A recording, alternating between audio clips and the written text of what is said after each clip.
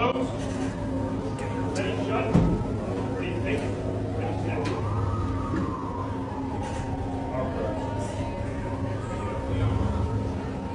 Saudis demanding a Palestinian state? No, they're not. No. Are we demanding a path towards a Palestinian state or any other recognition of that Everybody's sort? demanding one thing. You know what it is? Peace. We want peace. We want people to stop being killed. Everybody's demanding peace. And he wants peace also. They can live out their lives in peace and harmony instead of having to go back and do it again. The U.S. will take over the Gaza Strip, and we will do a job with it too.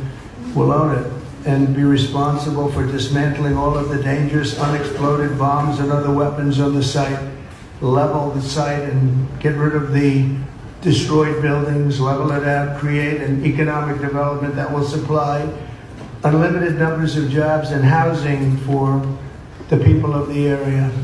Do a real job, do something different. Just can't go back. If you go back, it's going to end up the same way it has for 100 years. I'm hopeful that this ceasefire could be the beginning of a larger and more enduring peace that will end the bloodshed and killing once and for all. With the same goal in mind, my administration has been moving quickly to restore trust in the alliance and rebuild American strength throughout the region.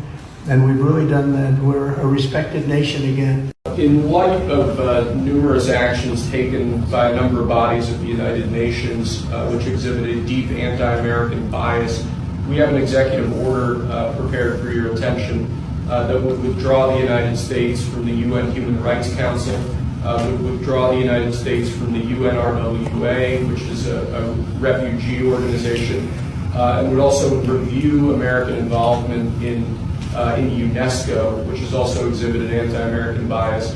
More generally, the executive order calls for a review of American involvement and funding in the UN in light of the wild disparities in levels of funding among different countries that, as you've expressed previously, is deeply unfair to the United States.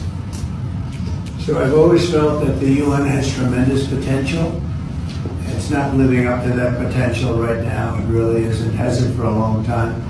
It has. There are great hopes for it, but it's not being well run, to be honest. And they're not doing the job. A lot of these conflicts that we're working on should be settled, or at least we should have some help in settling them. We never seem to get help.